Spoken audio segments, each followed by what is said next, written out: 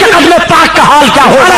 इसीलिए तो आला हजरत अजीमुल बरकत फरमाते हैं कि तुझसे और जन्नत से क्या मतलब वहाबी दूर हो, और हम रसूलुल्लाह के जन्नत रसूलुल्लाह के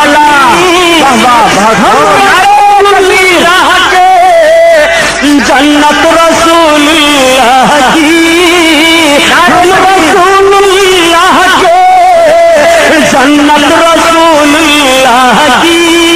अल्लाह अल्लाह आक़ाए करीम सल्लल्लाहु अलैहि वसल्लम का मकाम मर्तबा समझना जा चाहते हो प्यारे, यही तमाम सहाबा हैं। एक मर्तबा अर्ज करते हैं या रसूल अल्लाह, इस वक्त मक्का में सबसे हसीन और खूबसूरत मर्द हजरत दहिये कल्बी हैं। या रसूल अल्लाह, दहिये कल्बी वो नौजवान हैं जो सारे मक्का में नौजवानों में सबसे ज्यादा हसीन हैं और अपनी कौम के वो सरदार हैं। उनकी कौम के 700 अफराद उनके अंडर में हैं। या रसूल अल्लाह, अगर वो कलमा पढ़ ले मेरे सरकार तो उनके असर से पूरी उनकी कौम कलमा पढ़ लेगी। ये सुनना था। मेरे आका के नबूवत वाले हाथ उठ गए। अल्लाह दहिये कल्बी को इस्लाम दे दे, हिदायत नसीब फरमा दे। इतना अर्ज करते हैं रब की बारगाह में आका कि सवेरे सवेरे मेरे सरकार जलवा फरोज हैं और सहाबा बैठे हुए हैं। तब तक दहिये कल्बी चले आ रहे हैं। आका से सहाबा ने अर्ज किया या रसूल अल्लाह, वो दहिये कल्बी आ रहे हैं। अब दहिये कल्बी पहुंच गए आका की बारगाह में, और पहुंचने के बाद जब सरकार को सलाम पेश करते हैं, आका ने अपनी चादर बिछाई, दहिया बैठ जाओ, मगर उस पर बैठते नहीं हैं।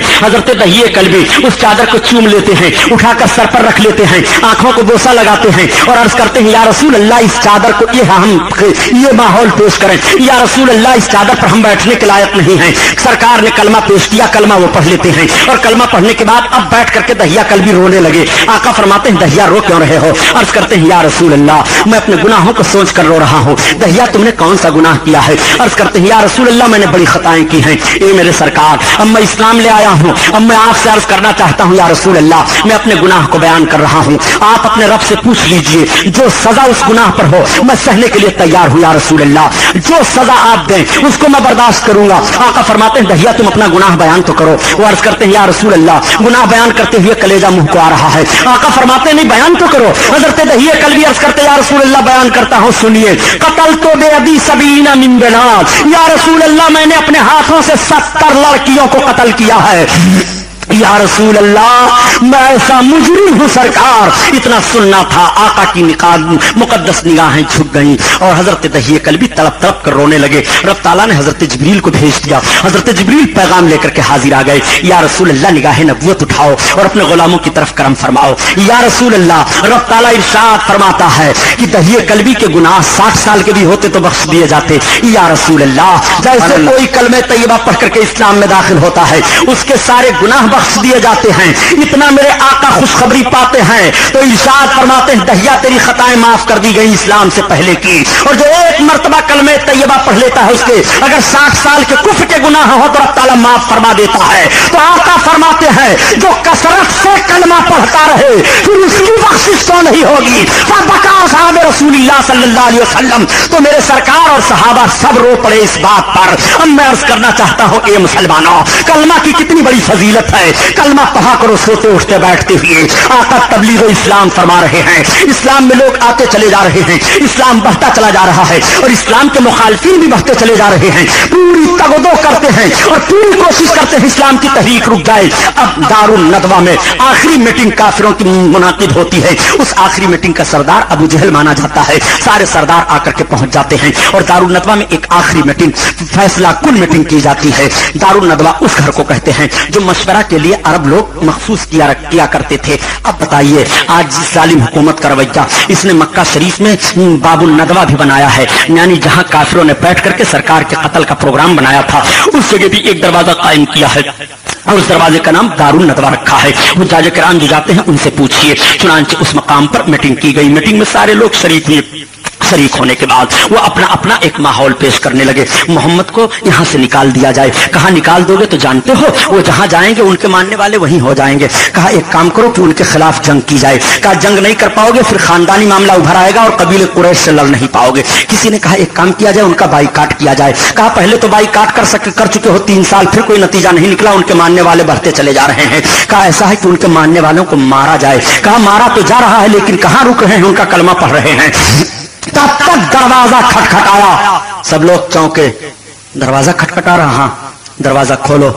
दरवाजा खोलने के लिए खड़े हुए दरवाजा खोलने वाले कौन? काना शेखुन नजदी। ये लफ्ज हदीस की किताबों में है, पूछिए उलमा में मौजूद है सब। मैं शेख नजदी हूं। शेख नजदी, हाँ ये मक्का है मक्का। का खोलो मैं तुम्हारी मीटिंग में आया हूं। अबू जहल को सब कह रहे हैं अबुल हकाम कहाँ का खोल दिया दरवाजा। का कौन है? का कह रहा मैं शेखुन नजदी, आना शेखुन नजदी, मैं शेख नजदी हूं। का खोल दो। दरवाजा खुला। ये लहीम शहीम बहुत बड़ा मौलवी है, सामने जाकर पहुंचा। कहां से आना हुआ? का नजद से। ये वही नजद है जिसका नया नाम रियाज है। रियाज ही का नया नाम नजद है, जिसको इन लोगों ने अपनी दारुसल्तनत करार दिया है। मक्का शरीफ से रियाज 800 किलोमीटर की दूरी पर है। क्यों? 800 किलोमीटर की दूरी पर है। 800 किलोमीटर से चल कर गया था मक्का में सरकार के कत्ल की मीटिंग में। तो ये तो बहुत दूर दूर से चले आए अगर सरकार के खिलाफ बोलने के लिए, तो घबराओ नहीं। पहले भी बहुत सफर किया करते थे। और ये था कौन? इब्लीस था। कहा किस लिए आए हो? कहा मीटिंग में आया हूं, कैसा मशवरा हो रहा है मोहम्मद के खिलाफ। लोगों ने अपना अपना मशवरा दिया। कहा सब फेल। कहा अबू जहल तुम्हारा मशवरा? कहा मैंने ये मशवरा किया मोहम्मद को कत्ल किया जाए। कहा ये बहुत बढ़िया मशवरा है लेकिन तरीका मैं बताता हूं। कहा कैसे? कहा एक एक कबीले का एक एक नौजवान तलवार लेकर के निकले और सब उनको उनके घर को घेर करके उनको कत्ल करो। जब इस तरह से उनकी कत्ल में हर हर कबीले का एक फर्द शामिल रहेगा तो अब कबीले कुरैश के लोग खानदानी तौर पर किसास नहीं ले पाएंगे, वो क्या नाम जंग नहीं कर पाएंगे, किसास लेने पर राजी हो जाएंगे और हम सबके सब किसास दे करके मामला तमाम कर देंगे। कहा चलो मामला बिल्कुल तय। इधर ये तय हो रहा है, उधर रब का एहतमाम देखो, महबूब की इज्जत अफजाई, जिसे कौन चखे। सुभान अल्लाह। आक़ाए करीम सल्लल्लाहु अलैहि वसल्लम की हिफाजत रब फरमा रहा है। देखो रब जब मारना चाहेगा तो कोई बचा नहीं सकता। 1700 बरस की उम्र थी नमरूद की और उसका सर तक नहीं दर्द किया था, खुदा बन बैठा था माज़अल्लाह। और जब बदमाशी किया इसने हजरत इब्राहिम अलैहिस्सलाम के साथ तो रब ने एक लंगड़े मच्छर को भेजा। कितने बदमाश है मच्छर, लोग आज से थोड़े बदमाश हैं, एक से एक नमरूद को मारते हैं। ये पूरी हुकूमत आजिज है, दवा इजाद करते करते लाते लाते साइंस वाले फेल हैं। एक लंगड़ा मच्छर, वो भी नहीं सीधा रहा, लंगड़ा, वो भन भन भन भन करते गया, नाक में घुस गया। और जब नाक में घुसा तो अब ये जब रहे बैठा रहे तब इसके दिमाग में ये भेजे में चले और जब ये घबराए तो अपना सर मारे दीवार से, पत्थर से, तब ये रुक जाए। तो सर टकरा टकरा करके मरदूद नमरूद मरा। तो रब ताला ने जब मारना चाहा तो लंगड़े मच्छर से मार दिया। और सुनो, रब जब बचाता है तो बहुत ही अदना मखलूक के जरिया से बहुत आला को बचाता है, हिफाजत फरमाता है रब ताला। महबूब की इज्जत अफजाई देखो, रब अपने महबूब की अजमत का ऐलान कर रहा है। इधर तो सारे कुफ्फार कत्ल का प्लान बना करके तलवारें निकल आती हैं और उन सब की तलवारें जाती हैं। आक़ाए करीम सल्लल्लाहु अलैहि वसल्लम अपने बिस्तर नबूवत पर हैं। हजरत मौलाए कायनात को आवाज दी, अली भरा जाओ आए करीब। अर्ज करते हैं या रसूल अल्लाह, हुक्म आका फरमाते मैं बिस्तर पर सो जाओ। और अली ये फला फला अमानतें हैं, तुम इन अमानतों के देने के बाद में वापस आ जाना। और मेरे लिए अब खुदा का हुक्म हो गया, मैं हिजरत कर रहा हूं। मेरे आका सल्लल्लाहु अलैहि वसल्लम हजरत अली को जरूरी हिदायतें देने के बाद अपने बिस्तर पर सुला देते हैं। और सुलाने के बाद जब दरवाजा खुला तो देखा सारे कुफ्फारों के नौजवान तलवारें लेकर के उठाए, दीवार को फांद कर अंदर दाखिल होने की कोशिश कर रहे हैं और कुछ दरवाजा खुलने का इंतजार कर रहे हैं कि मोहम्मद निकले तब कत्ल किया जाए, मोहम्मद निकले तब मारा जाए। दरवाजा खुल गया मगर सबकी निगाहें देख रही है पटी की फटी, महबूब दिखाई नहीं दे रहे हैं। महबूब गुस्ताख को महबूब दिखाया नहीं जाता, अंदाज हसीनों को सिखाया नहीं जाता। कौनैन सल्लल्लाहु अलैहि वसल्लम आप कुफ्फारों की निगाह से जा रहे हैं, रब अपने महबूब की हिफाजत फरमा रहा है। मेरे सरकार ने चंद कंकरियों को मुट्ठी में लिया और आयत करीमा पढ़ करके उनकी तरफ फेंक दिया। नबी के हाथ से कंकरियों का जाना था कि रब कुरान में बयान फरमा रहा है, ए महबूब कुफ्फारों की तरफ जो तूने कंकरियां फेंकी थी वो तूने नहीं फेंकी थी बल्कि मैंने फेंकी थी। देखो रब फेंकने को, महबूब के फेंकने को रब ताला अपना फेंकना बयान फरमा रहा है। ए महबूब तुमने उन कंकरियों को नहीं मारा था, मैंने मारा है। महबूब के हाथ को रब ताला अपना हाथ बयान दे रहा है, महबूब तुम्हारा हाथ नहीं है वो मेरा हाथ है। अल्लाह अल्लाह करीम सल्लल्लाहु अलैहि वसल्लम कंकरियों को फेंक देते हैं, उनकी तलवारें फजा में चमक रही हैं और उनकी निगाहों के नीचे से महबूब निकल जा रहे हैं। आका करीम सल्लल्लाहु अलैहि वसल्लम गए तो देखा हजरत अबू बकर सिद्दीक हाजिर हैं, कुर्बान होने वाले हैं। अर्ज करते या रसूल अल्लाह हुक्म क्या है? आका फरमाते हैं अबू बकर सवारियां कहाँ हैं? अर्ज करते या रसूल अल्लाह मैंने सवारियों को फला जगह पर पहले ही भेज दिया था। आका वहां तशरीफ ले गए। फरमाते हैं अबू बकर अपनी सवारी की कीमत बोलो। आका से अर्ज करते हैं या रसूल अल्लाह अबू बकर का जानो माल सब कुछ तो आपका है, मेरे आका मैं कीमत क्या लूं? मेरे आका फरमाते हैं नहीं कीमत ले लो। अबू बकर बताओ तुम्हारे सवारी की कीमत क्या है? यहीं से ज़हन फिक्र दिया जा रहा है कि कितनी भी दोस्ती आपस में हो लेकिन लेन देन साफ रखा करो ताकि बिगाड़ न पैदा होने पाए। माज़अल्लाह बिगाड़ होने का कोई सवाल नहीं हो रहा है मगर सरकार कैसा दस्तूर हयात दे रहे हैं। हजरत अबू बकर से इरशाद फरमाते हैं अबू बकर अपने सवारी की कीमत बता दो। आका से अर्ज करते हैं या रसूल अल्लाह सब कुछ आपके लिए है। अब सरकार सवार हुए और हजरत अबू बकर मेरे आका सल्लल्लाहु अलैहि वसल्लम चल। हजरात परसों की तकरीर में मैंने अर्ज किया था कि आकाए करीम सल्लल्लाहु ताला अलैहि वसल्लम मदीना तैयबा हिजरत फरमाकर तशरीफ फरमा हुए। मकाम क़ुबा से मेरे सरकार मदीना तैयबा में रौनक अफरोज हैं। आकाए करीम सल्लल्लाहु ताला अलैहि वसल्लम की बारगाह में हाजिर हो करके लोग इस्लाम कबूल कर रहे हैं। बच्चे आ रहे हैं, बूढ़े आ रहे हैं, नौजवान आ रहे हैं, औरतें हाजिर हो रही हैं। इस्लाम बढ़ता चला जा रहा है। जब यहूदियों ने मदीना शरीफ के देखा कि मक्का से मोहम्मद हिजरत करके आए हैं और अपना दीन इस तरह से वो फैला रहे हैं, अगर इनके दीन के ताल्लुक से कुछ रोकथाम का मामला न हुआ तो इनका दीन सारे दीनों पर गालिब आ जाएगा। आकाए करीम सल्लल्लाहु ताला अलैहि वसल्लम की बारगाह में कई यहूदी आलिम हाजिर हुए और वो भी सरकार की बारगाह में हाजिर होकर इस्लाम कबूल किए, जिसमें से हजरत अब्दुल्ला इब्न सलाम रदी अल्लाह ताला अन्हु हैं जो तौरात व इंजील के बहुत जबरदस्त आलिम थे। वो आकाए करीम की बारगाह में जब हाजिर हुए और इस्लाम कबूल किए तो सरकार ने इरशाद फरमाया, सरकार से अर्ज करते हैं या रसूल अल्लाह आपको सारे यहूद पहचानते हैं, यहूद के उलमा पहचानते हैं, लेकिन हसद और बुग़्ज़ कीना की बुनियाद पर आपको नबी नहीं मानते। या रसूल अल्लाह मैं अर्ज करूं कैसे वो आपको पहचानते हैं? सरकार ने फरमाया बताओ। अर्ज करते हैं या रसूल अल्लाह मैं यहीं मकान में छुप जाता हूं और जब आ जाएं यहूद आलिम आप उन्हें बुलवाएं, उनसे पूछें तो वो सारी बातें बताते चले जाएंगे। आए आकाए करीम सल्लल्लाहु अलैहि वसल्लम ने बुलवाया। चंद यहूदियों के आलिम सरकार की बारगाह में आए। आका की तरफ से सवाल हुआ कि बताओ नबी आखिरुज़्ज़मा की अलामतें क्या क्या हैं? तो उन लोगों ने बताना शुरू किया। आकाए करीम इरशाद फरमाते हैं अच्छा ये बताओ अब्दुल्ला बिन सलाम तुम में कैसे आलिम हैं? उन लोगों ने कहा कि हम में वो सबसे बड़े आलिम हैं। कहा वो नबी आखिरुज़्ज़मा की अलामतें जानते हैं कि नहीं, उनको पहचानते हैं कि नहीं? कहा मोहम्मद अब्दुल्ला बिन सलाम अगर इस्लाम ले आए तो फिर यहूदियों को बताने की जरूरत नहीं पड़ेगी, वो तो इतने जबरदस्त आलिम हैं कि सारी निशानियां उनको मालूम है कि नबी आखिरुज़्ज़मा में कितनी निशानियां होंगी।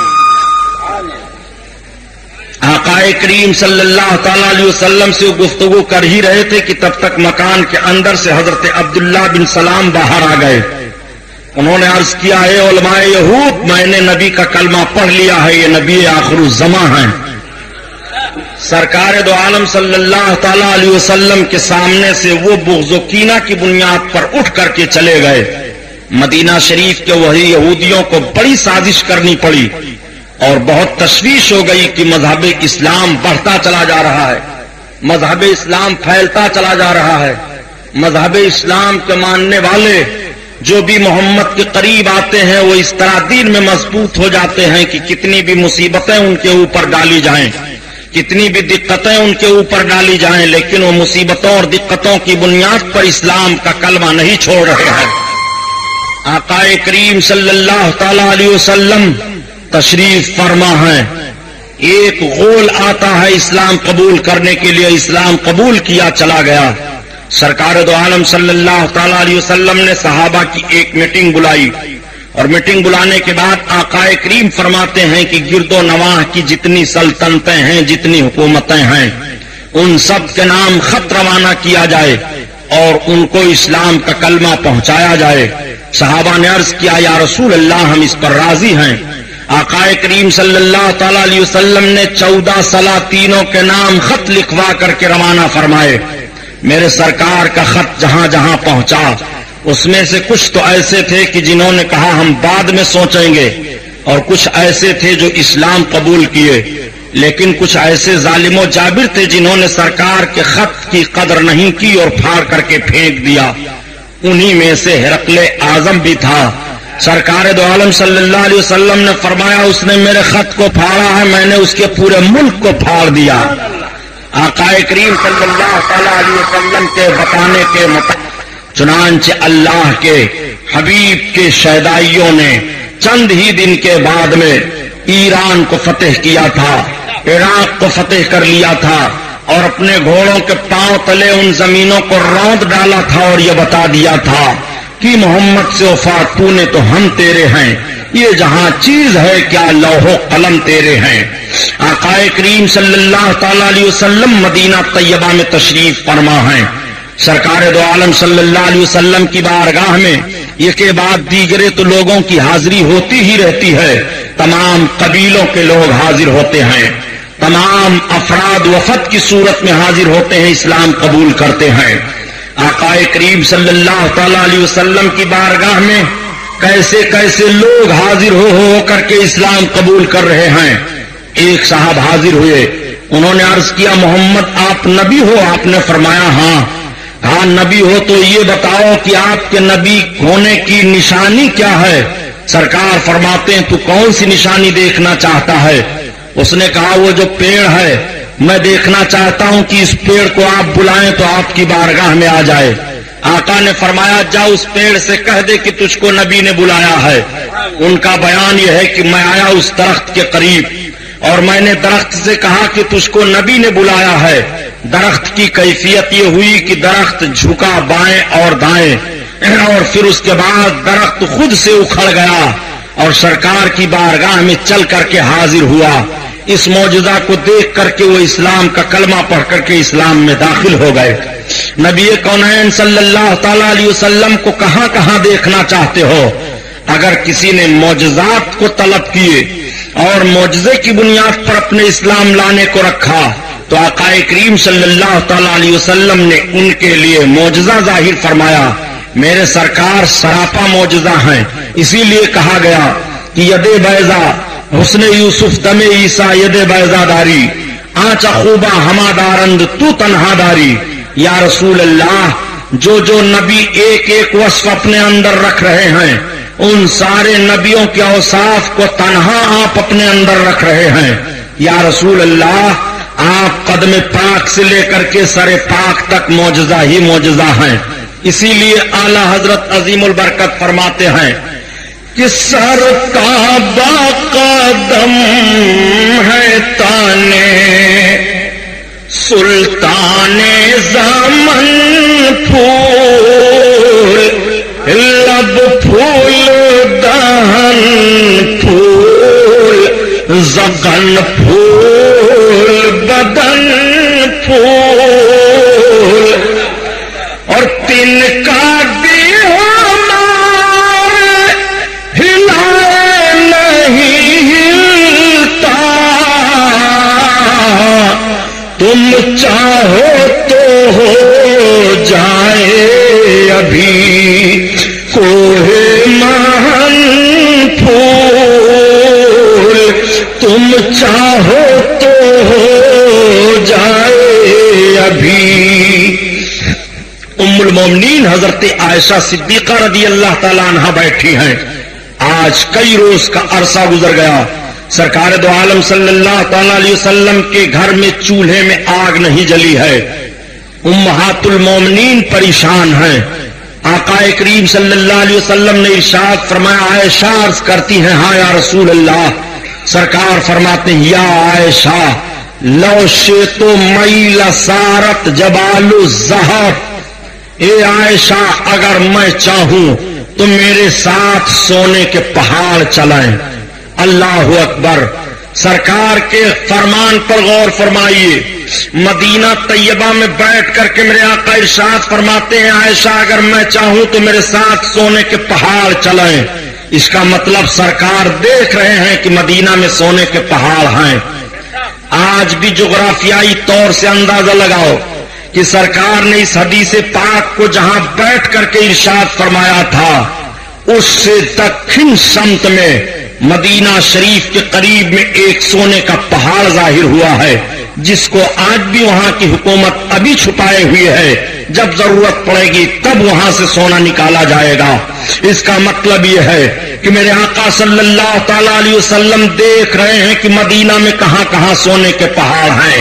آقا فرماتے ہیں عائشہ اگر میں چاہوں تو میرے ساتھ سونے کے پہاڑ چلیں، لیکن مجھے فقر کی زندگی پسند ہے، مجھے مسکین کی زندگی پسند ہے. اے عائشہ میں اسی زندگی کو پسند کرتا ہوں.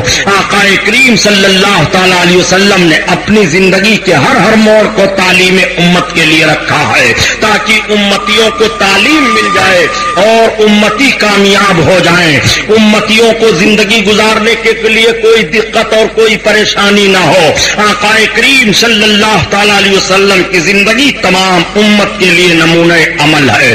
آپ ذرا غور فرمائیے، آقا صلی اللہ تعالی علیہ وسلم مدینہ طیبہ میں جلوہ افروز ہیں. آنے والے آ کر کے اسلام کا کلمہ پڑھ رہے ہیں، دریافت کرنے والے دریافت بھی کرتے ہیں، پوچھنے والے پوچھتے ہیں. میرے سرکار جب مکہ سے مدینہ طیبہ میں آئے تھے تو آقا کی عمر شریف کتنی تھی؟ میرے سرکار 50 برس کی عمر میں ہجرت کر کے مدینہ طیبہ آئے. 10 برس تک نبوت کے اعلان کی زندگی نبی نے مکہ میں گزاری ہے اور 13 برس تک میرے سرکار مدینہ طیبہ میں اعلان نبوت کی زندگی گزار رہے ہیں. نبوت والی زندگی سرکار کی 23 برس کی ہے اور مکمل زندگی پاک آقا کریم صلی اللہ تعالی علیہ وسلم کی 63 برس کی ہے.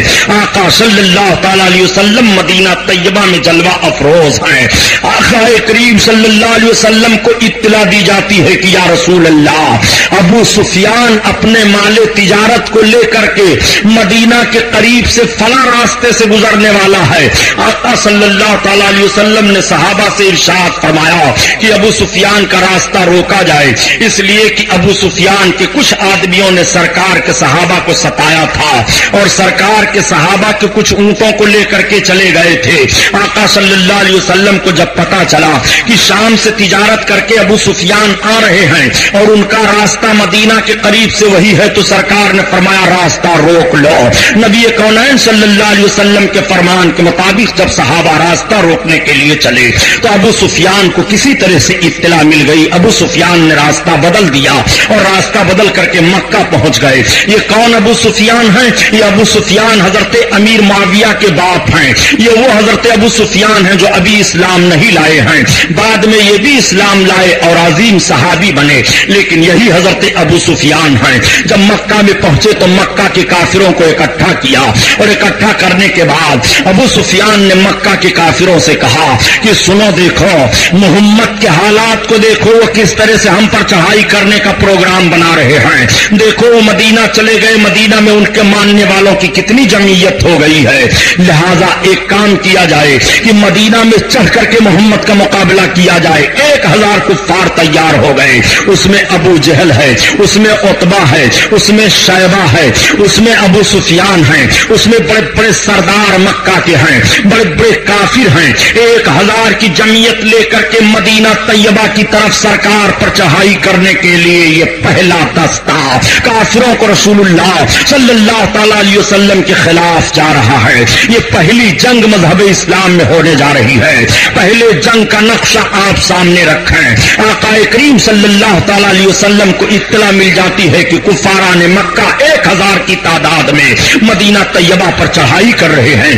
آقا صلی اللہ تعالی علیہ وسلم نے اپنے جانثاروں کو اکٹھا کیا اور جب جانثار اکٹھا ہو گئے تو سرکار نے ایک خفیہ ایجنسی متعین کی، یعنی چند صحابہ کو اس طرح سے متعین کیا جو کافروں کے نقل و حرکت کو وہ معلوم کرائیں اور آ کر کے بتاتے رہیں.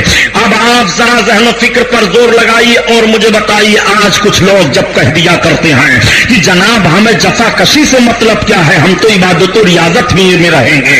میں آپ سے پوچھنا چاہتا ہوں، نبی سے زیادہ عابد و زاہد کون ہوگا؟ نبی کونین سے بڑا عبادت گزار کون ہوگا؟ میرے سرکار سے زیادہ نماز پڑھنے والا کون ہوگا؟ نبی سے زیادہ صابر و شاکر کون ہوگا؟ لیکن دیکھو میرے سرکار کی مقدس زندگی نمونہ عمل ہے. ایک طرف نبی عبادت والی زندگی تمہیں دے رہے ہیں تو دوسری طرف نبی کی جنگ والی زندگی بھی ملاحظہ کرو. ایک طرف نبی کونین صلی اللہ علیہ وسلم کے صبر و شکر والی بھی زندگی مطالعہ کرو اور دوسری جانب نبی کونین مقام بدر میں تلوار لے کر کے صحابہ کی جمعیت لے کر کے جا رہے ہیں. میں آج ان لوگوں کا ذہن و فکر چاہتا ہوں جو بڑی آسانی سے بیان کر دیا کرتے ہیں کہ نبی تو دشمنوں کو بھی دعائیں دیا کرتے تھے، نبی تو گالیاں سن کر کے بھی برداشت کر لیا کرتے تھے. حرام خور یہ نبی کی کس طرح کی سیرت بیان کر رہا ہے، تو نبی کی عظمت کا کھلواڑ کر رہا ہے. صحیح ہے، نبی نے دشمنوں کو دعائیں دی ہیں، نبی کونین نے اپنے دشمنوں کی گالیاں برداشت کی ہیں، مگر نبی کے دشمن دو طرح کے تھے. ایک دشمن تو وہ تھے جو نبی کونین کے مشن کے دشمن تھے اور ایک دشمن وہ تھے جو نبی کونین کے مشن کے اور نبی کی عظمت اور جان کے بھی دشمن تھے. جو نبی کے مشن کے دشمن تھے انہیں اسلام لانے کی توفیق ہو جاتی ہے، جیسے ابو سفیان وغیرہ کی جماعت ہے یہ اسلام قبول کر لیتے ہیں. اور جو نبی کے مشن کے بھی دشمن ہیں اور نبی کی عظمت اور نبی کے جان کے بھی دشمن ہیں وہ ابو لہب ابو جہل کی جماعت ہے جنہیں اسلام کی توفیق نہیں ملتی ہے. نبی کونین نے اس دشمنوں کو معاف کیا ہے جو نبی کی عظمت نہ جانتے ہوئے نبی کے مشن کی مخالفت کر رہے تھے. نبی نے ان کے جرموں کو معاف کیا ہے اور جو نبی کی عظمت کو جانتے ہوئے بھی نبی کی شان میں گستاخیاں کرتے تھے نبی کونین نے ان کو خانہ کعبہ کے اندر قتل کروایا ہے. تاریخ میں بتا رہا ہوں، نوٹ کرو. اگر حوالہ غلط ثابت ہو تو جو چور کی سزا وہ ہماری. نبی کی سیرت سننے بیٹھے ہو، آؤ دیکھو اپنے آقا صلی اللہ تعالی علیہ وسلم کی سیرت ملاحظہ کرو. نبی کونین نے خفیہ ایجنسی متعین فرمائی تھی. صحابیوں نے آ کر کے عرض کیا یا رسول اللہ 1000 کی جمعیت لے کر کے مقام بدر کے قریب پہنچنے والے ہیں کفاران مکہ. یہ بدر کا مقام کہاں ہے؟ مدینہ شریف سے 5 کلومیٹر کی دوری پر یا 15 کلومیٹر کی دوری پر یا 9 کلومیٹر کی دوری پر ہے. بہرحال مجھے صحیح نہیں معلوم ہے. مدینہ شریف کے قریب ہی مقام بدر ہے. وہاں پر پہاڑی کے دامن میں آ کر کے کفاران مکہ ٹھہر جاتے ہیں. آقا کریم صلی اللہ علیہ وسلم کو اطلاع ملی. میرے سرکار نے اپنے صحابہ کا اجتماع کیا، اکٹھا ہوئے صحابہ، مگر بہت ہی غربت و افلاس کے حال میں صحابہ ہیں. کسی کے پاس تلوار ہے، کسی کے پاس ڈھال ہے، کوئی ننگے پیر ہے، کسی کے پاس ایک ہی کپڑا ہے، کسی کو آج کھانے کے لیے ہے تو کوئی جا رہا ہے محنت و مشقت کرنے کے لیے. ایسی حالت میں 313 لوگ اکٹھا ہوئے. جو چھوٹے چھوٹے بچے تھے وہ بھی سرکار کی بارگاہ میں آ گئے. یا رسول اللہ ہمیں بھی اجازت دیجیے، ہم بھی میدان جنگ میں چلیں گے جنگ کرنے کے لیے کافروں سے. آقا کریم صلی اللہ علیہ وسلم نے ارشاد فرمایا ان چھوٹے بچوں کو میدان جنگ میں جانے کی اجازت نہیں ہے. عورتیں نکل آئیں یا رسول اللہ ہم میدان جنگ میں چلیں گی. آقا نے فرمایا نہیں، عورتوں پر جہاد نہیں ہے، عورتیں مکان میں اپنے رہیں، میدان جنگ میں انہیں جانے کی ضرورت نہیں ہے. آقا کریم صلی اللہ علیہ وسلم نے جب اپنے 313 مجاہدین کی جمعیت کو متعین فرمایا، حضرت عثمان غنی سامنے آئے.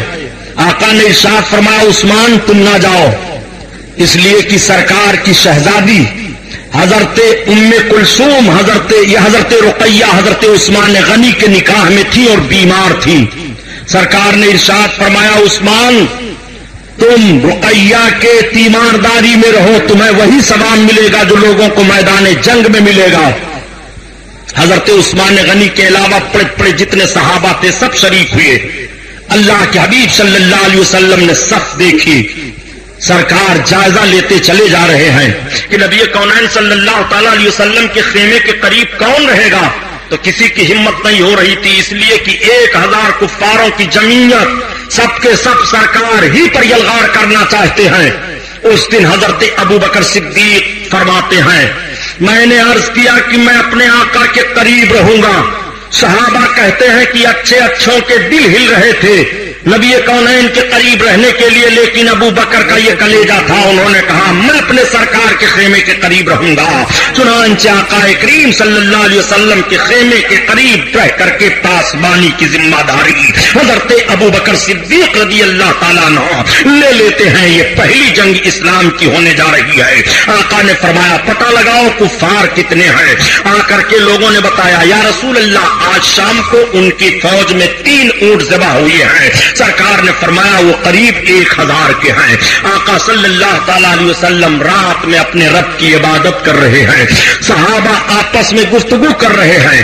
کفاران مکہ جنگ کی تیاری کر رہے ہیں. پہلے زمینی لڑائی تھی، یکا دکا پہلے لڑتے تھے، اس کے بعد ہلہ بول کر کے حملہ کیا جاتا تھا فوج پر، اور فوج کا ایک سپہ سالار ادھر سے ہوتا تھا ایک ادھر سے ہوتا تھا. اس طرح جنگ کا نقشہ پہلے تھا. آج کی طرح سے جنگ کا نقشہ نہیں تھا کہ بارود پھینکا جائے، راکٹ مار دیا جائے، میزائل مار دیا جائے، شبخون مار دیا جائے، بم مار دیا جائے، بندوق و پستول سے حملہ کر دیا جائے. اس میں کوئی بہادری نہیں ہے جنگ کرنے کے لیے، تو مزدلوں کی جنگ مانی گئی ہے. یہ جنگ وہ جنگ ہے جو آمنے سامنے بہادری کی جنگ ہو رہی ہے. آمنے سامنے تلواریں چل رہی ہیں، اپنی طاقت و قوت کا جوہر آمنے سامنے دکھانے والے دکھا رہے. آج پریشان کر دیا اس آدمی نے. درود شریف پڑھو. اللہم صلی علی سیدنا مولانا محمد معدن الجود والکرم وعلی آلہ بارک وسلم صلاۃ و سلام علیک یا رسول اللہ صلی اللہ تعالی علیہ وسلم. آقا کریم صلی اللہ تعالی علیہ وسلم تمام صحابہ کو ملاحظہ کرتے ہیں. دیکھنے کے بعد میرے سرکار نے حضرت عمر فاروق اعظم کو بلایا. عمر ابن خطاب ادھر آؤ. حضرت عمر ابن خطاب آگے بڑھے. سرکار نے فرمایا چلو میدان میں چلنا چاہتا ہوں. اب آقا کے ساتھ میدان میں گئے. سرکار کے دستے پاک میں ایک چھڑی ہے. میرے آقا میدان بدر میں کھڑے ہو کر کے ایک جگہ ایک دائرہ کھینچتے ہیں اور ارشاد فرماتے ہیں عمر کل ابو جہل اسی کے اندر مارا جائے گا. مرنے والا کل مرے گا، خبر آج نبی دے رہے ہیں. اور کسے کہتے ہیں علم غیب. یہی وجہ ہے جو میں کہتا ہوں نجد کی بدمعاش اولادوں سے پوچھو. اور کسے غیب کا علم کہتے ہیں. نبی کونین صلی اللہ علیہ وسلم نے گول دائرہ کھینچتے ہوئے فرمایا اس میں فلاں کافر مارا جائے گا. اللہ کے حبیب حضرت عمر ہی سے کیوں کہہ رہے ہیں کہ عمر کل ابو جہل اس میں مارا جائے گا. ایک بات یہ بھی سوچ لو کہ ابو جہل سگا ماموں ہے حضرت عمر فاروق اعظم کا. میرے سرکار ذہن و فکر دے رہے ہیں کہ دیکھو آج اسلام کی پہلی جنگ ہونے جا رہی ہے. اس میں خون کا رشتہ نہیں دیکھا جائے گا، اس میں نبی کی محبت کا رشتہ دیکھا جائے گا. میرے سرکار نے فرمایا یہاں مارا جائے گا ابو جہل. آقا کریم نے نشاندہی فرما دی. سویرا ہوا، جنگ کا نقارہ بجا، میدان بدر میں لوگ کھڑے ہو گئے. ایک کافر نکلا، اس نے کہا بھیجو ہمارے مقابلے میں علی ابن ابی طالب کو. ایک نکلا، اس نے کہا بھیجو ہمارے مقابلے میں حمزہ کو. شیبہ نکلا، اس نے کہا ہم حمزہ سے لڑیں گے. امیہ نکلا، اس نے کہا بھیجو ہمارے مقابلے میں. اس طرح کے بڑے بڑے سرداران مکہ جو کافر تھے نکل کر کے میدان میں آئے. ابو سفیان کی قیادت ہے. ابو جہل ورغلا رہا ہے. نبی کونین صلی اللہ تعالی علیہ وسلم کے صحابہ جانثاری پیش کرنے کے لیے حاضر ہیں. میں آپ سے پوچھنا چاہتا ہوں آج تم سرکار کی ذات پر اعتراض کر کے اتنا سوچ لیتے ہو کہ نبی کو یہ نہیں معلوم تھا، نبی یہ نہیں کر سکتے، نبی وہ نہیں کر سکتے. اور صحابہ کا عقیدہ کیسا تھا؟ کیا صحابہ نے یہ سوچا تھا کہ یہ نبی طاقت والے ہی ہوتے تو ہمیں کافروں کے مقابلے میں لڑنے کی ضرورت کیا تھی؟ محمد جب تمہارے اندر اتنی طاقت نہیں ہے کہ تم ابو جہل کو بلا لڑے بھیڑے زمین پر مار سکو تو ہم تمہارا ساتھ نہیں دیں گے. یہ سوچ سکتے تھے لیکن نہیں. صحابہ کا ایمان ہے. صحابہ دیکھ رہے ہیں کہ یہ مذہب اسلام ہے. نبی کی زندگی امتیوں کے لیے نمونہ عمل ہے. نبی وہی فرما دیتے تو سارے کافروں کو زمین نگل جاتی، لیکن نبی کی زندگی نمونہ عمل ہے. نبی کے حیات ظاہری کے بعد بھی اسلامی جنگیں ہونی ہیں، اس لیے آج جنگ ہو رہی ہے تاکہ اسلام کے ماننے والوں کو ذہن مل جائے اور اسلام کے ماننے والوں کو فکر مل جائے کہ نبی کے نام پر اس طرح سے قربان ہوا جاتا ہے کہ صحابہ نبی کو دیکھتے ہوئے نبی کے نام پر قربان ہو رہے ہیں. اور آج ہمارے درمیان میں میرے آقا ظاہری نگاہوں کے سامنے نہیں ہیں، آج بھی ہم اس میں محمد پر مرنے کے لیے تیار ہیں. قوت عشق سے ہر پست کو بالا کر دے اور دہر میں اس میں محمد سے اجالا کر دے. آقا کریم صلی اللہ علیہ وسلم کے جانثار کے بعد دیگر کافروں سے جنگ شروع ہوئی. نبی کونین اپنے خیمے میں ہیں، حضرت ابوبکر صدیق اپنی تلوار لے کر کے سرکار کے خیمے کے گرد گھوم رہے ہیں. میرے سرکار نے اپنے سر کو سجدہ میں رکھا، عرض کیا پروردگار یہ 313 تیرے نہتھے بندے ہیں، اگر آج یہ اس میدان میں شکست کھا گئے تو پھر دنیا میں تیرا سجدہ کون کرے گا؟ مولا تیرا نام کون لے گا؟ اے پروردگار اپنے ان بندوں کو تو فتح و نصرت عطا فرما، اپنا وعدہ پورا فرما دے. رب قرآن میں بیان فرماتا ہے 1000 فرشتوں کی لشکر اتر جاتی ہے صحابہ کی مدد کے لیے. میدان بدر میں حضرت حمزہ نے شائبہ کو مارا، حضرت بلال نے اپنے اس کفران حالت میں آقا امیہ غلام کو غمیہ کو مارا، بڑے بڑے صحابیوں نے بڑے بڑے کافروں کو مارا. میدان بدر کا نقشہ بدل دیا. تلوار اس طرح سے چل رہی تھی، جنگ ایسے ہو رہی تھی کہ ایک صحابی ہے، ایک دشمن کا تیر لگا، ان کی آنکھ نکل آئی، آنکھ کا ڈھیلا لیا اور لے کر کے سیدھے سرکار کی بارگاہ میں حاضر ہو گئے. یا رسول اللہ دشمن کا تیر میری آنکھ میں لگ گیا، میری آنکھ نکل آئی ہے. آقا نے فرمایا لاؤ آنکھ مجھے لاؤ.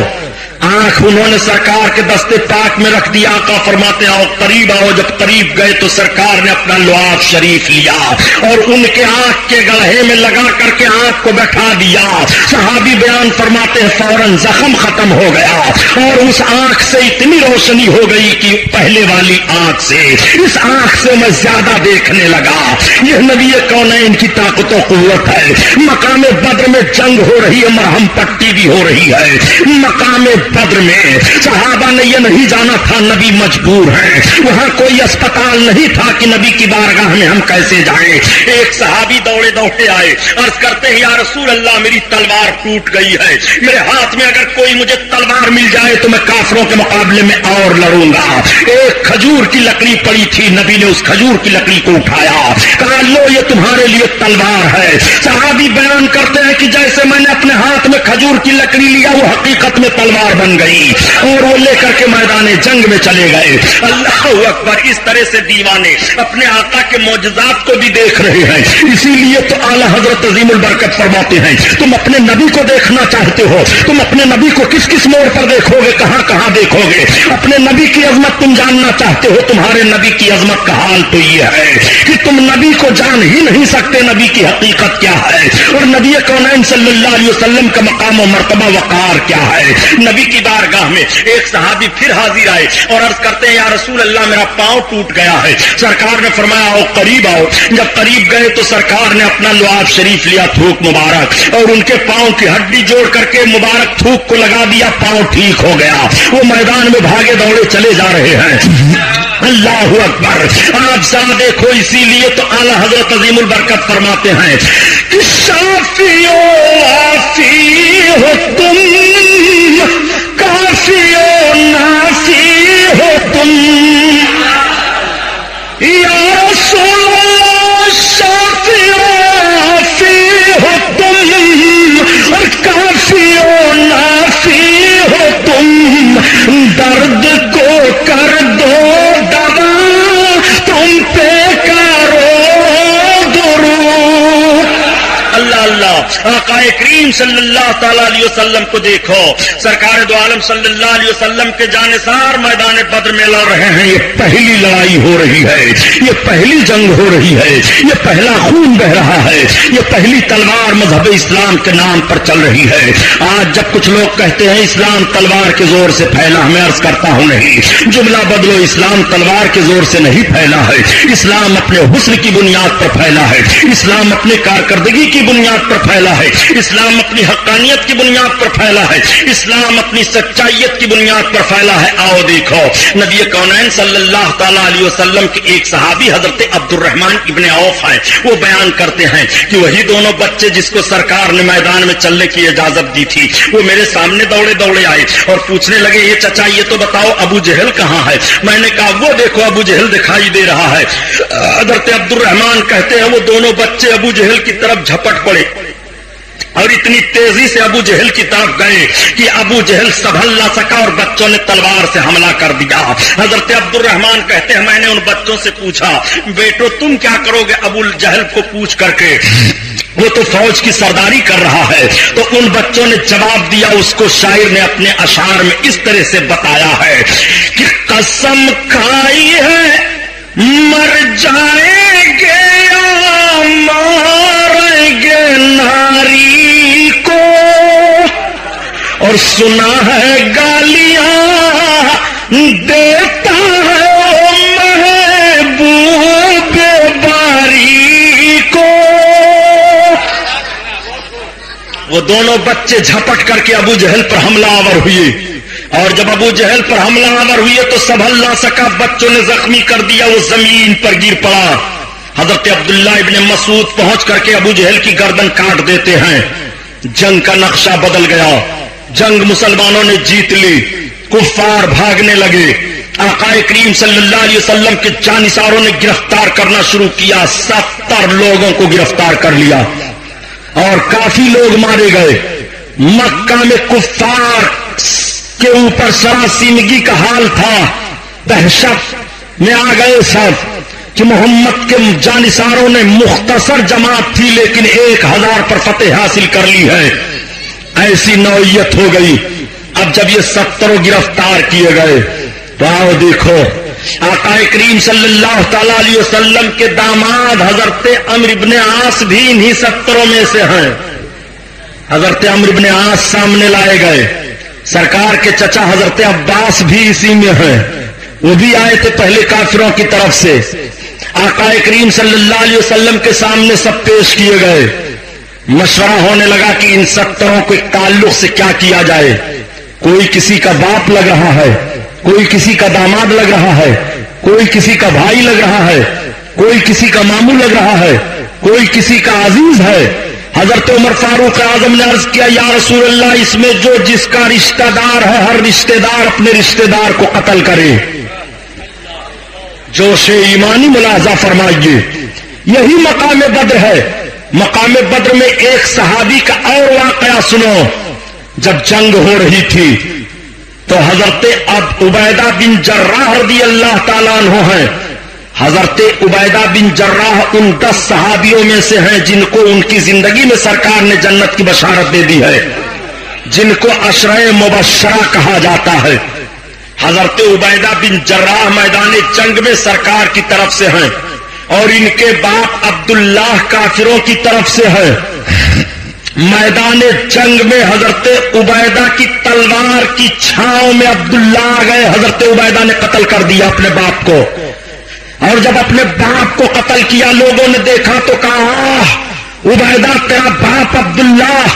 تو حضرت عبیدہ بن جراح کہتے ہیں لا بھی عبداللہ انا عبیدہ بن الجراح، میرا باپ عبداللہ نہیں ہے، میں جراح کا بیٹا ہوں. انہوں نے اپنی نسبت اپنے دادا کی طرف کر دی ہے. ایمان والے کو اتنا بھی گوارا نہیں ہے کہ اپنی نسبت وہ اپنے کافر باپ کی طرف کریں. یہ محبت کا رشتہ ہے، یہ ایمان کا رشتہ ہے. میدان جنگ میں اپنی تلوار سے اپنے باپ کو مارا. حضرت عبیدہ رضی اللہ تعالیٰ عنہ وہ ہیں جن کو امین الامت کہا گیا ہے. اور سنو، آقا کریم صلی اللہ تعالی علیہ وسلم نے فرمایا ابو بکر کیا مشورہ ہے؟ حضرت ابو بکر عرض کرتے ہیں یا رسول اللہ فدیہ لے لے کر کے ان سب کو چھوڑ دیا جائے. چنانچہ یہی مشورہ طے ہوا کہ فدیہ لیا جائے. حضرت عباس کو سرکار نے بلایا, کہا آپ فدیہ دے سکتے ہیں؟ انہوں نے کہا میرے بھتیجے محمد میرے پاس کچھ نہیں ہے. سرکار نے فرمایا کچھ نہیں ہے؟ کہا نہ. سرکار فرماتے ہیں کیوں آپ ہیلا کر رہے ہیں؟ جب آپ اپنے گھر سے چلنے لگے تھے تو آپ نے ام الفضل یعنی چچی کو بلایا تھا اور آپ نے 1000 درہم دیا تھا اور کہا تھا کہ یہ تم چھپا کر کے رکھ لو, میرے تیرے علاوہ کوئی نہیں جانتا. اگر میں میدان جنگ میں مارا گیا تو تمہارے خرچہ کے لیے ہے, اور اگر میں بچ کر کے آیا تو کوئی بات نہیں. بتاؤ صحیح ہے کہ نہیں؟ حضرت عباس کہتے ہیں سرکار کے چچا کی واقعی اس وقت کوئی نہیں تھا, میں نے جان لیا کہ محمد نبی ہیں. اور کیسا علم غیب چاہیے. نبی کونین صلی اللہ تعالی علیہ وسلم نے حضرت عمرو بن عاص سے فرمایا تمہارا فدیہ کیا ہے؟ سرکار نے حضرت زینب اپنی بیٹی کو جو ہار دیا تھا نکاح کے وقت, سرکار کی بیٹی وہی ہار اپنا بھیجوا دیتی ہے. آقا کریم جب دیکھتے ہیں تو آنکھوں میں آنسو آ گئے. آقا فرماتے عمرو بن عاص کیوں نوشتے تقدیر سے لڑ رہے ہو؟ حضرت عمرو بن عاص کو چھوڑ دیا گیا. بعد میں یہ اسلام لائے. حضرت عباس اسلام قبول کیے. جو کفار بھاگ گئے تھے اس میں سے بھی اکثر و بیشتر سب اسلام لائے, مگر کچھ ایسے بھی گرفتار ہوئے تھے جو پڑھے لکھے تھے, ان کے پاس کچھ تھا نہیں.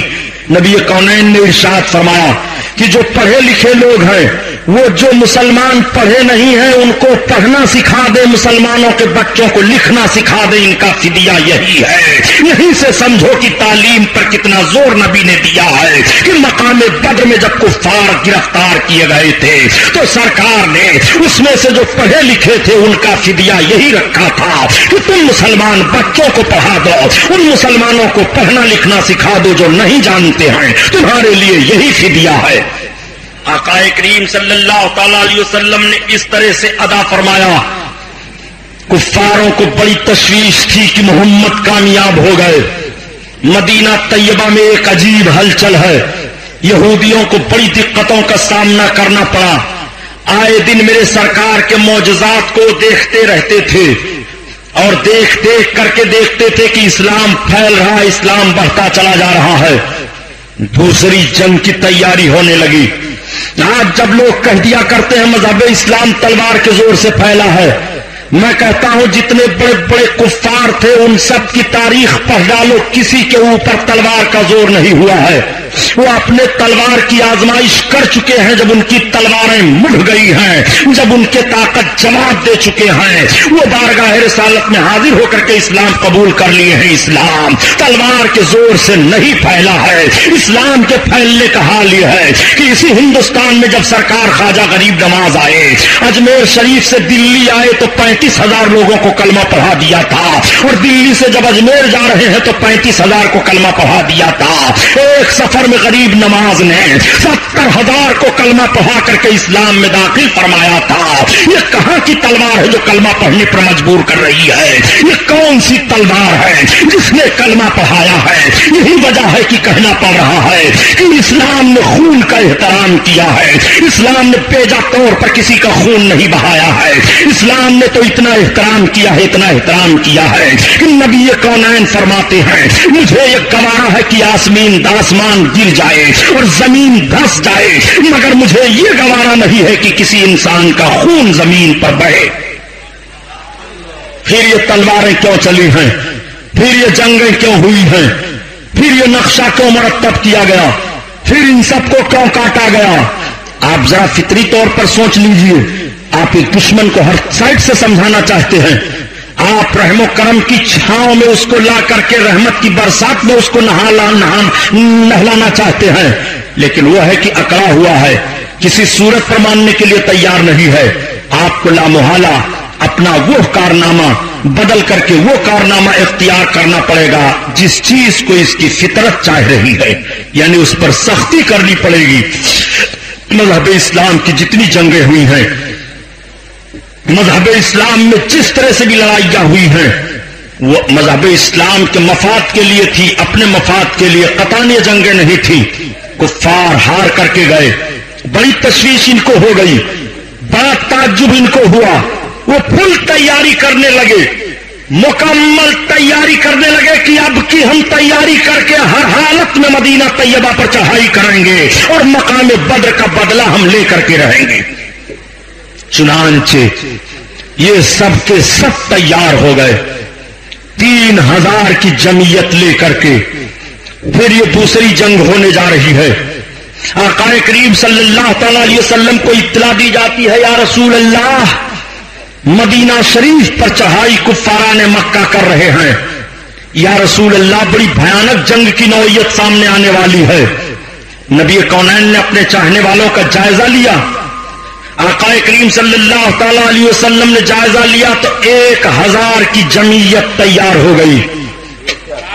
ایک طرف 3000 ہیں، ادھر 1000 کی جمعیت ہے.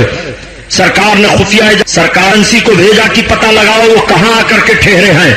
پتہ چلا کہ بالکل مدینہ شریف کے قریب آ گئے ہیں مقام احد میں. یہ وہی احد ہے جہاں پر حاجی لوگ زیارت کرنے کے لیے جاتے ہیں.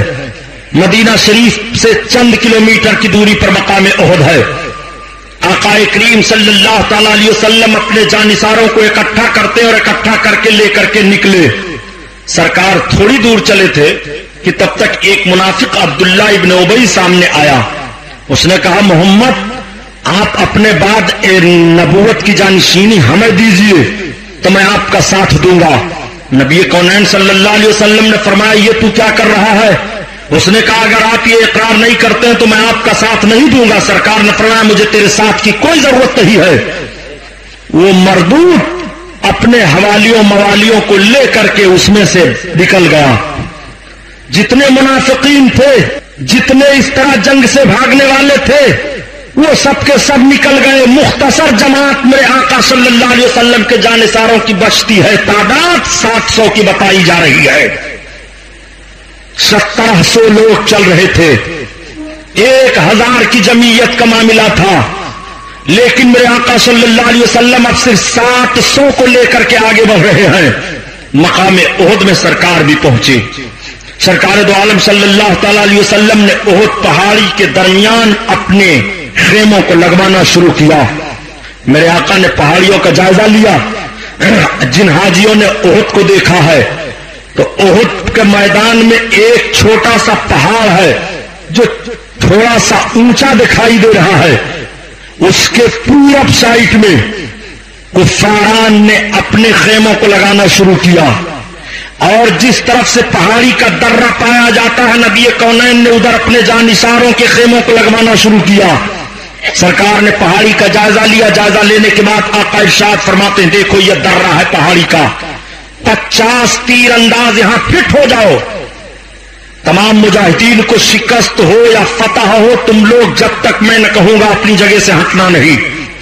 صحابہ کی 50 نفری جماعت کو آقا نے متعین فرما دیا. سارے لوگ تیر لے کر کے کھڑے ہو گئے. مقام احد میں جنگ کا معاملہ سامنے آیا. بڑی بھیانک جنگ ہوئی. ایسی بھیانک جنگ ہوئی جم کر کے مسلمانوں نے جنگ کی ہے. سرکار پر کفار مل کر کے تیر برسانے لگے تو حضرت سعد بن وقاص جن کا بیٹا عمرو ہے، جس مردود نے کربلا کے میدان میں سرکار کے نواسے امام حسین پر تیر چلایا تھا، اس کے باپ کا حال دیکھیے حضرت سعد بن وقاص کا. یہ بھی عشرے مبشرہ میں سے ہیں. یہ سرکار کے سامنے کھڑے ہو گئے اور کافروں کے تیر کو روکتے تھے اور بڑے تیر انداز تھے. یہ تیر مارتے تھے. آقا فرماتے تھے لو سعد اور تیر مارو، لو سعد اور تیر مارو، لو سعد اور تیر مارو. حضرت سعد تیر مارتے جاتے تھے. آقا فرماتے تھے اے سعد میرے ماں باپ تیرے اوپر قربان ہو تو کافروں پر تیر مارتا جا. حضرت سعد نے اتنا تیر چلایا کہ کافروں کو پیچھے ہٹا دیا. میدان جنگ کا نقشہ دیکھو. مقام احد میں مولا کائنات کی تلوار چل رہی تھی. اس دن حضرت مولا علی نے بہادری کے وہ جوہر دکھائے کہ جب حضرت مولا علی کی تلوار چلتی تھی تو غیب سے آواز آتی تھی لا فتح الا علی لا سیف الا ذوالفقار.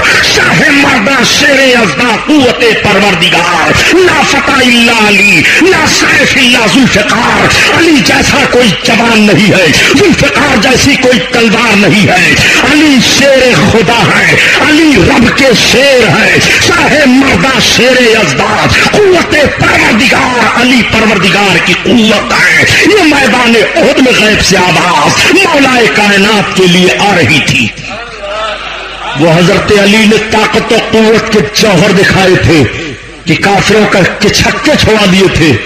سرکار کے چچا حضرت حمزہ بڑی بہادری سے لڑے، مسلمانوں کو فتح ہو گئی، کفار بھاگنے لگے، اور جب کفار بھاگنے لگے تو یہ سب لوگ مال غنیمت سمیٹنے لگے۔ یہ تو مال غنیمت سمیٹ رہے تھے، اور جو 50 تیر انداز پہاڑی کے درے پر تھے، ان لوگوں نے دیکھا کہ اب تو فتح ہو ہی گئی، کفار سب بھاگ رہے ہیں، مال غنیمت سمیٹا جا رہا ہے، چلو ہم لوگ بھی مال غنیمت سمیٹنے میں ہو جائیں۔ حضرت عبداللہ ایک صحابی ہیں، انہوں نے روکا، کہا خبردار بڑھنا نہیں، سرکار نے منع فرمایا ہے۔ مگر کچھ نوجوان تھے جوش میں، وہ نہیں مانے، انہوں نے حد کو توڑ دیا، آئے مال غنیمت سمیٹنے لگے۔ اس وقت حضرت خالد بن ولید اسلام نہیں لائے تھے۔ حضرت خالد بن ولید 200 کافروں کا جتھا لے کر کے پہاڑی کے درے پر داؤ لگائے تھے۔ جیسے دیکھا کہ یہ سب کے سب مال غنیمت سمیٹنے میں لگے ہیں، پیچھے سے حضرت خالد بن ولید نے حملہ کر دیا۔ پیچھے سے اچانک حملہ ہونا تھا کہ جیتی ہوئی فوج شکست میں بدل گیا نقشہ، مسلمانوں میں افراتفری مچ گئی، وہ سنبھل نہ سکے، ایک دوسرا دوسرے پر گر رہا ہے۔ آقا کریم چند بڑے بڑے صحابہ کو لے کر کے پہاڑی کے اوپر جانے لگے، ظالموں نے تیر برسایا تھا۔ میرے سرکار ایک گڑھے میں تشریف لے آئے تھے، اسی جنگ میں نبی کونین کے 2 دندان مبارک بھی شہید ہوئے تھے۔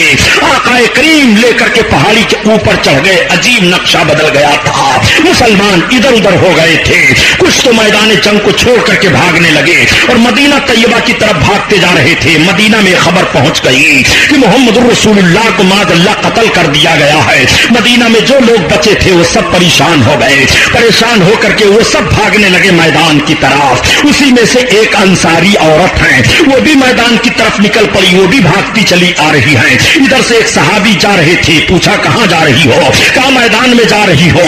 بتاؤ میرے سرکار کا حال کیا ہے؟ کہا تمہارے شوہر شہید کر دیے گئے، تمہارے باپ شہید کر دیے گئے، تمہارے بھائی شہید کر دیے گئے۔ خاتون نے کہا میرے تینوں شہید کر دیے گئے۔ کہا ہاں، کہا یہ تو بتاؤ کہ رسول اللہ کا حال کیا ہے؟ تو انہوں نے کہا الحمدللہ سرکار صحیح اور سلامت ہے۔ تو خاتون نے کہا جب نبی صحیح اور سلامت ہے تو مجھے کوئی غم نہیں ہے، اگرچہ بھائی شہید کر دیا گیا، اگرچہ شوہر شہید کر دیا گیا، اگرچہ میرا باپ شہید کر دیا گیا۔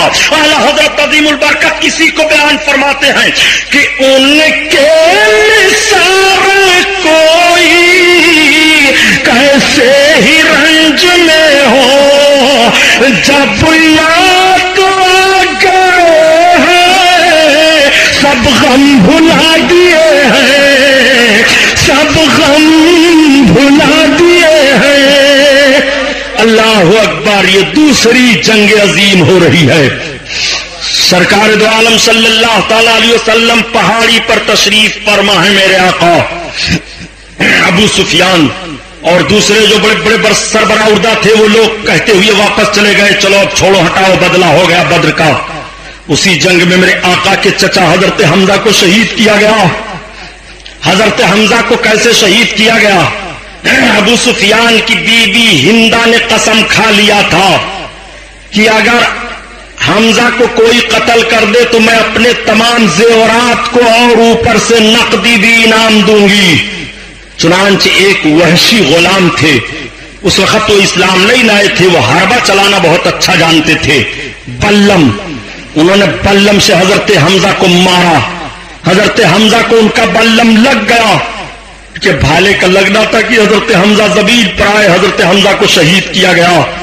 اور جب سرکار کے چچا کو شہید کیا گیا اور کلیجہ پھاڑ کر نکالا گیا، لے جا کر کے وحشی نے ہندا کو دیا، ہندا نے اپنے منہ میں رکھا اور اس کے بعد اگل دیا۔ اپنی قسم کو اس طرح سے ہندا نے پورا کیا۔ میرے سرکار جب جنگ ختم ہوئی، کافر چلے گئے، تو شہدا کی جسموں کو اکٹھا کروایا، اور جب چچا کے جسم کو اکٹھا کروایا تو آقا کی آنکھیں بھیگ گئیں، میرے سرکار رونے لگے۔ آقا کریم کی پھوپھی آئی دیکھنے کے لیے اپنے بھائی کو، سرکار نے فرمایا خبردار چچا کے جسم کو پھوپھی جان کو دیکھنے نہیں دینا۔ قبر انور پر گھاس رکھی گئی اور قبر انور میں آپ کو رکھا گیا، وہی مقام احد ہے جہاں پر حضرت امیر حمزہ کی قبر شریف آج بھی ہے۔ لیکن نجدیوں نے قبر کے نشان کو مٹا دیا ہے، جالی لگا دیا ہے لوہے کی۔ اب آپ اندازہ لگائیں گے کہ ہاں اسی میدان میں حضرت حمزہ کی قبر پاک ہے۔ آج قبروں پر آپ چلے جاؤ تو یہ کہتے ہیں قبروں پر نہیں جانا چاہیے، شرک ہے، بدعت ہے، فلاں ہے، ڈھکا ہے۔ صحیح، ایک گرفت تو ان کی بہت عجیب و غریب ہے جو ہماری اور آپ کی غلطی ہے۔ میں ایک جملہ بہت سخت عرض کروں گا، مجھے یہ پرواہ نہیں ہے کہ آپ بیان سننے آؤ گے کہ نہیں آؤ گے۔ میں آپ سے پوچھنا چاہتا ہوں کہ یہ مجھے بتاؤ کہ آج قبروں پر آپ جاتے ہو تو دوسری قوموں کو اعتراض کیوں ہوا؟ دوسرے لوگ کیوں منہ پھاڑ پھاڑ کر کے چلاتے ہیں؟ آج قبروں کی حاضری مزارات کی آپ دیکھو، آج یہ مزارات کے مجاور جہلا، یہ پیسے اور روپے کی لالچ میں حرام خور لوگ علماء اہل سنت کو بدنام کرتے ہیں۔ میں بہت سخت بول رہا ہوں، مجھے کوئی پرواہ نہیں ہے۔ اور جب کسی مزار پر جانے کے لیے اپنے گھر سے قدم نکالتی ہے تو قدم قدم پر فرشتوں کی لعنت ہوتی ہے اور صاحب مسجد کی لعنت ہوتی ہے۔ مجھے تعجب ہے کہ اتنی سختی سے مزاروں پر عورتوں کو جانے کے لیے روکا گیا ہے، مگر ہر مزار پر عورت کی بھیڑ لگی ہوئی ہے، ہر مزار پر عورتوں کے پشت پر مورچھل مارے جا رہے ہیں۔ یہ جہلا مجاوروں کے